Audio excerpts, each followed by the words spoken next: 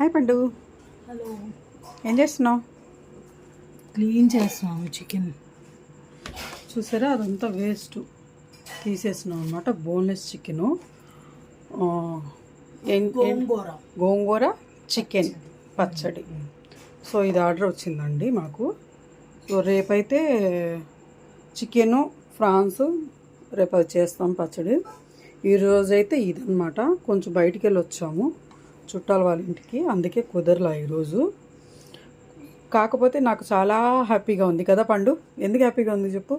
ప్రతి ఒక్కళ్ళు మనకి కస్టమర్స్ బాగున్నాయి అని చెప్పారు. బయట కంటే ఇంట్లో మీరు ప్రిపేర్ చేసింది బాగుంది, బయట ఏం బాగాలేదని చెప్పి చాలా మంది చెప్పారు.